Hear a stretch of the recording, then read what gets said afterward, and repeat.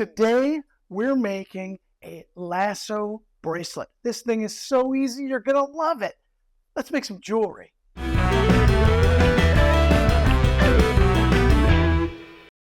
Hello, everyone. Welcome to the show. I'm the WrapMaker, Jim McIntosh. Now, I really love this particular project because it's very versatile. You can make so many of these. If you're selling at shows, or maybe you're selling or giving away to your friends, this one is such an easy project, but it is very beautiful and easy to make. So let me show you what we're going to be making. This is the lasso bracelet. Now, it just has a simple hook, this nice looping lasso. We've added some texture. We're going to go over that. But it's a very simple cuff bracelet or a bangle type bracelet. The catch on it opens very easily, you'll see. And I made this particular one several years ago for my wife, so I kind of stole this from her, so shh, don't tell her, okay? But let's see what we need to do to make this piece. We're going to take a look at the tools and the materials. Now, before we get to the tools and the materials, I want to remind you about one thing, and that's my new book, Wire Wrapping: Simple Techniques for Beautiful Designs. This book takes and shows you every single thing that you need to know to make wire wrap jewelry. And notice it's simple techniques. Over the last 20 years, I've developed very easy techniques to help you make wire wrap jewelry. I've made all the mistakes and found ways to not make those mistakes. And I put all of that in here. I don't keep any secrets from anybody. So make sure you pick you up a copy of this. There should be a link down in the description that'll take you right over so you can purchase your own copy of my new book. The first thing we'll need is some wire, or some wire cutters. This is to get the wire off the spool, obviously, so that we can work with it. So we'll need a good pair of wire cutters.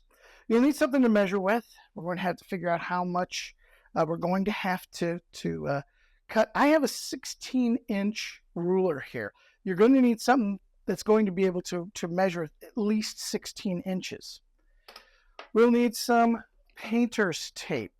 This will hold all of our wires together. I also have my scissors, my nice crusty old scissors, but I've been using these for a while. I love them, so I'm used to these.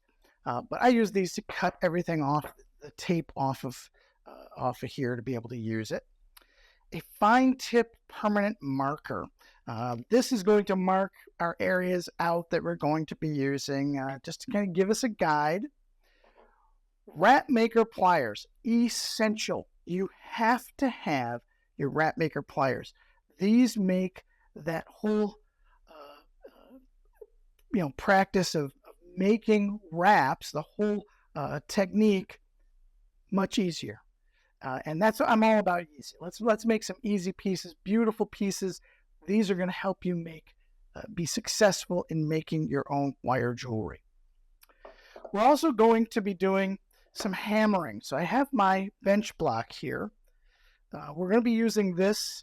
We're also going to need a chasing hammer. We're going to use that to flatten our metal. We'll also use this to add some texture from that side of the hammer. Since we're making a bracelet, first of all, we're going to need a ring mandrel. This is going to give us our initial shape. Now, this isn't necessary, but it is recommended because you can use anything round. This is probably about a 1-inch diameter, maybe close to a 1-inch diameter here at the end, and that's the end we're going to be using. So find something that's going to make a nice shape for the lasso part of the bracelet. And then finally, since we're making a bracelet, we're going to need a bracelet mandrel. Now, I have a wooden one. This is made out of hardwood that I was able to get to. This is good. A steel one is better because it gives you the resistance as you're doing this. So either one works fine. If you don't have either of these, just find something that's going to be rather wide and round that you can shape, but also something firm enough that you can hammer against, okay? Because we're going to use another hammer. Let me grab that. we're going to use a rawhide mallet. I've got a small rawhide. You can probably find a bigger one than this. I like the smaller ones. But we're going to be using the two of these together to shape the bracelet itself. These are all the materials we're going to need for this. We're going to need 18 gauge square wire. You can use 16 gauge square wire. You want to use kind of a large gauge wire for this to give it the strength as well as the structure of it, just so that everything holds its shape. No matter if you're using 16 gauge or 18 gauge wire, we're going to be using 18 gauge half round. You can use 16 gauge, but they're kind of interchangeable as far as your square wires. So both of these are dead soft wires. This one is half round. This is what we're going to use for our wraps. And that's all the two materials we're going to need for this. The first thing we need to do is we need to measure and cut our square wire. Now I'm using square wire as opposed to round wire only because we're using half round wire to wrap everything with. You can use 18 or 16 gauge dead soft round wire for this. It's just my preference is square wire. So I've got my square wire and I'm going to cut 16 inches of this 18 gauge square wire. That's why I needed this. 16 inches is going to give us enough wire to be able to make a cuff of any size. You can make small, large cuffs. You're going to have extra wire here, but this is kind of a universal number here. So let's cut 16 inches. And then we're going to kind of straighten it out. Now, since this is dead soft wire, it will straighten relatively easy. You can use some nylon jaw pliers for this to do that, to straighten it out. Or you can also use a cloth.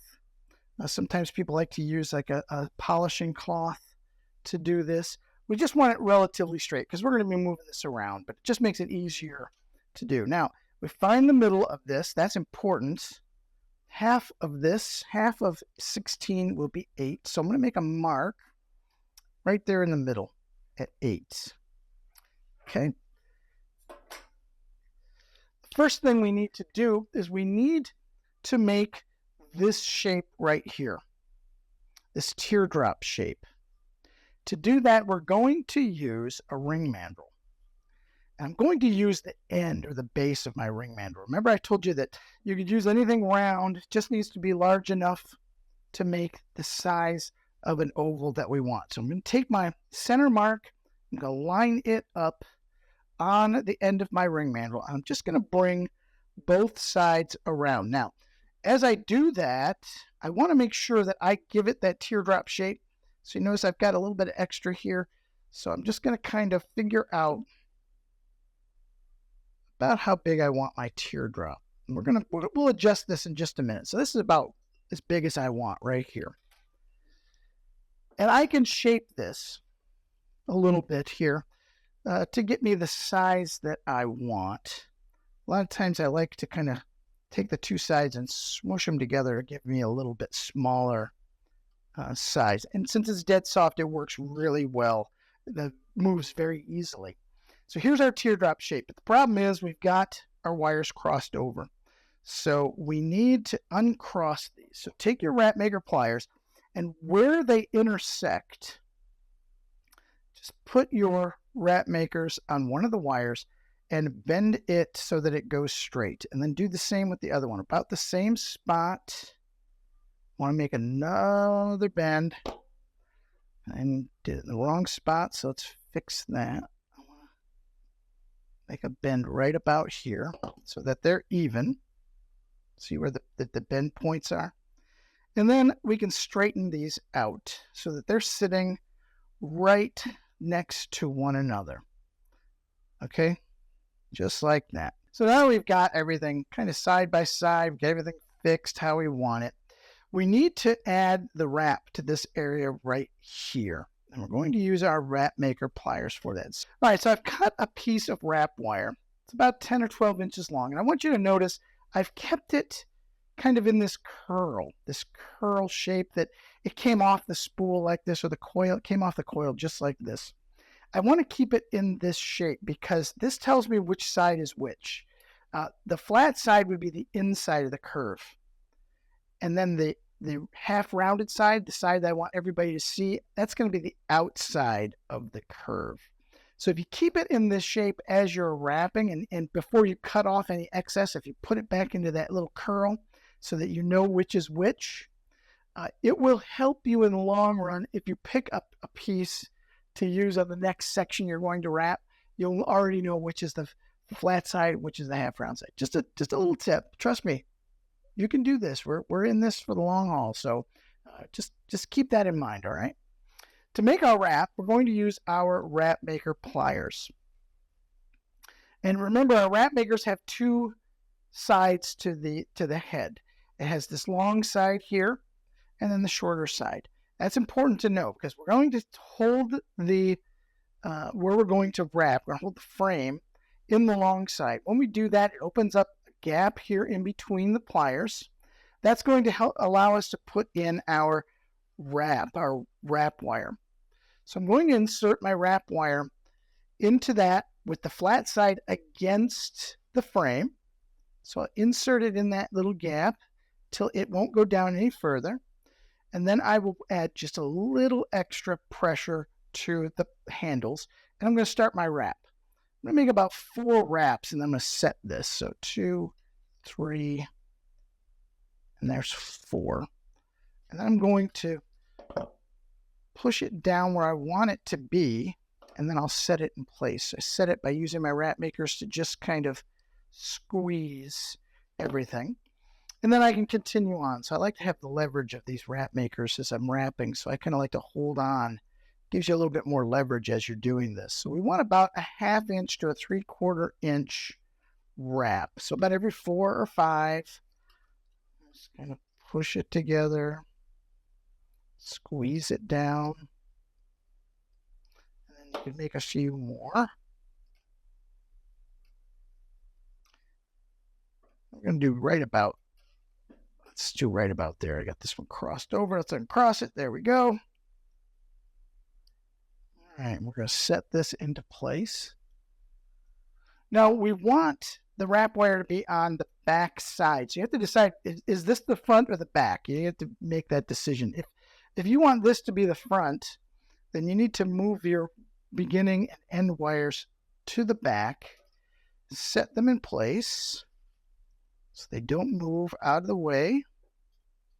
And then we can trim these wires. I always trim about half the width of the frame. So get that as close to the middle as we can, and push that little end down. And now watch, I'm going to put the curl back in. I got way too much wire than I thought. I probably got about 16 inches of wire instead of a 10 or 12 inch, but that's fine. We can always use this wire. We can set that aside. We'll push this down. And that's what we have. Got just this nice little frame. You can kind of fix your shape if you want. I kind of like a nice narrow teardrop here, so I'm going to kind of fix this to the shape I want. You can make this any shape you want. You can make it square, you can make it round, anything you want to do. The next thing we want to do is we want to add a texture to this loop here. To do that, we're going to use a chasing hammer. Oops. We're going to use a bench block and a chasing hammer. Now, a chasing hammer has 2 heads to it. It has this nice round, wide head. This is used to flatten or to shape things. And this other side, the ball peen side, we'll use this to add texture to the piece. Let's do that right now. When I am using a bench block and a chasing hammer, the last thing I want to do is smash my thumb. Trust me, it hurts. I've done it several times before I actually learned. I'm a slow learner. You guys know that. It took me a while to figure that out. What I want to do is I want to make sure that I put my piece on the bench block. This will be the front. So you want to make sure your cut ends are actually on the back side. And what we're going to do is we're going to we're going to keep your fingertips off of the bench block just so you don't hit your hand. And we're going to tap around this loop. We're going to flatten it ever so slightly, not a whole lot. We just want a little bit wider area to add that texture. So just give it some taps. Now notice I've got my bench block on a cloth. This is an old cleaning cloth. I've been using it for years. Get you something that's going to dampen the sound. If not, you're going to be making a lot of noise with that. So they sell sandbags you can buy. I just use a cloth. And just going to hammer this. I'm not putting a lot of force on this.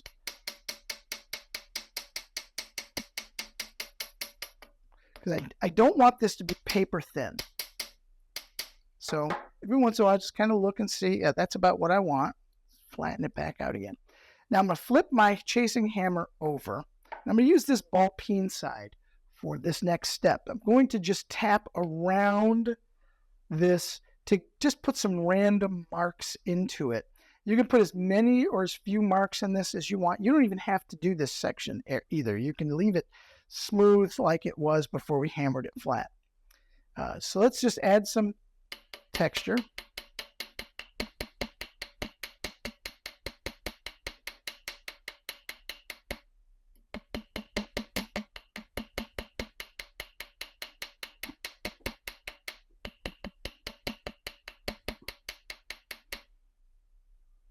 Kind of look at it every once in a while, see where you want more texture. It should be pretty good. Now you just gotta want to move it around too. As you're doing this, you don't want to do it in a straight line, but you want to kind of, because you want the marks to be around this better, a little more, not uniform, but chaotic or what's a good word for that? Random. That's a good word. Now, this is what we've got. We've got where it reflects the light. It gives you just that textured look. Another thing we want to do, I want to explain to you something else about hammering wire, especially with a bench block and a chasing hammer. This is going to harden the metal. So it's important that you don't over hammer. That's why I said just want to take make it a little flatter. Because if I would have made this paper thin, it would do two things. First of all, it would make the metal extremely hard. So that would make it harder to be able to bend. It also can make the wire brittle to where it could break easier. So just kind of find that balance. Be careful as you're doing that. Because if you grab this and you notice this wire is a bit stiffer. It's not so stiff that you can't do anything with it, but it's stiffer. Okay, so keep that in mind.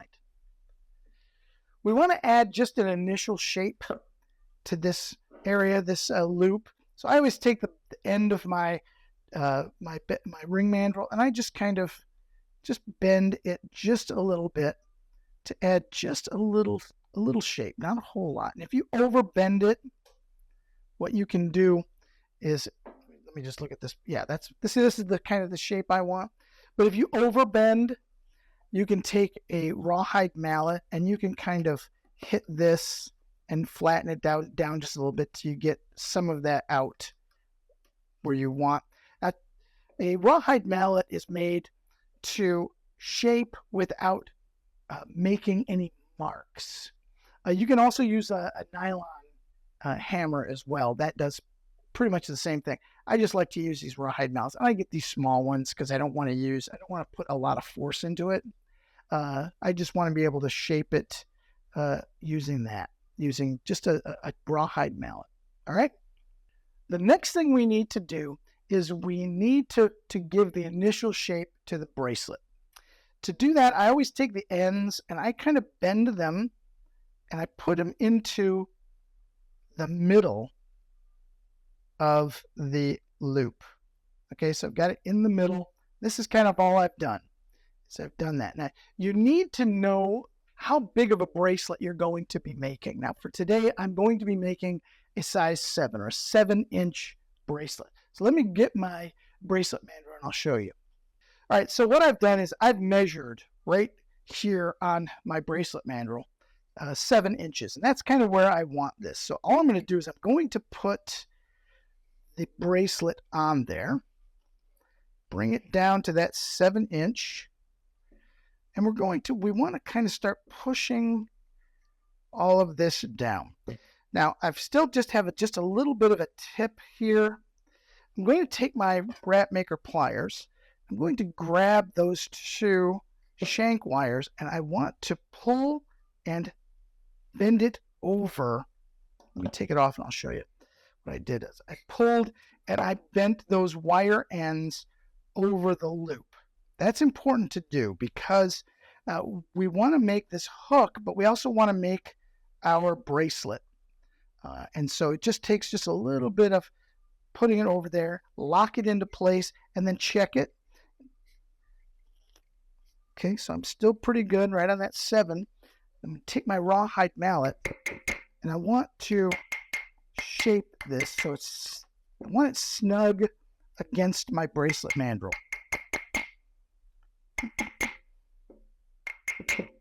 And then what I can do is I can grab those 2 wires again. You may even have to do it one at a time, each wire one at a time, and just kind of grab it and pull it and lock that into place. And that's where we want this. See, so I'm at my 7 inches and I've got it locked into place. We can pull this off of the bracelet mandrel and set that aside. And we want to trim this wire. So as we've got it over this in this hook shape, we want to trim it so that it is about even with the end of this loop. See, so I'm going to cut it. Just want to make sure I just cut the hook part of it. Woo! Shooting people in the eye. There we go. So that gives us that hook. But before we move on, we want to hold these 2 wires together. Notice I haven't taken the tape off. We're going to do that after we put a few wraps right here underneath that hook. So we want to go from the shank toward the hook. So flip this around so that the hook is on the right, unless of course you're a lefty and you're wrapping left-handed, then you would have it the opposite direction. But we're going to take some more of this wrap wire that we were using. You want to put about 5 or 6 wraps right here. And you can do this kind of a little ways away from the hook. You can start it there, and then what we can do is we're holding it. We're going to insert our wrap wire in, bottoms out, add a little extra pressure, and you're going to want to feed it through the center. Okay, in about 4 wraps, 3, and one more is 4. We're going to, well, actually, we're going to make a couple more. Let's make about 7, 4. Make sure they're right next to each other too. So 4, 5, 6, and 7. We're going to finish on the inside. So we want to start and finish on the inside. So move this guy to the back there. So now our beginning wire and our end wire are in the middle. And we're going to move it into place. So we want to push it as close to that hook as we can get it. Then you want to set it. So take your WrapMakers and push it down so that it sets it into place. You want to kind of make sure you've got everything nice and flat there, and then trim off the excess wrap wire. This is going to hold it in place. Now, I have seen people make this and actually wrap the entire shank. Take this wrap here. They didn't cut the end. They just kept going. That's an option that you have. You can do that. I like to just kind of leave that space open. Something else you can do also with this extra space is you can separate these wires and give them a design also. But let's kind of push our wrap wires down so they're nice and flat. There we go. And this last one there.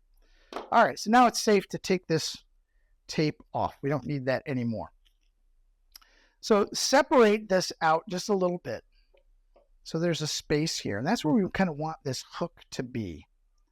And we may need to kind of open this hook a little bit. It might be too much of a hook. It'll make it difficult to get it on here. So kind of play with this just a little bit so that it catches really easy. So notice all I have to do is kind of do that and it'll catch. Make sure that this is not sharp. Okay, if it is sharp, take a jeweler's file or a needle file or even just a piece of sandpaper and just kind of sand that rough edge off. So we used a round bracelet mandrel, but if you notice that your wrist is not round, your wrist is oval. So if you want to just kind of put the clasp in and just put your fingers on the inside and pull it into an oval shape, this will make it fit much, much better. And just kind of play with it just a little bit. You may need to adjust the catch. So I always like to kind of spread the catch out a bit and then reshape it. And there you have it. Just a very nice, simple bracelet. You can make a ton of these. If you sell them at shows, people love these and they buy them. I like to make them out of sterling silver. I find that the sterling silver springs a little bit better when making that catch. Wasn't that an excellent bracelet? I really do like making these. I have fun making these. And in a future video, I'm going to show you how you can add beads to that area in the middle. That's going to be really cool. So stay tuned for that one. But I want to remind you, anything that you need for these projects, you can find it below in the description. Go down there and check that out. You can also pick up a copy of my book. There should be a link down there as well. But I really do hope you enjoyed this show. I'm glad you stopped by. And I get asked all the time, how do you make beautiful jewelry? And I say the same thing. Practice, practice, practice.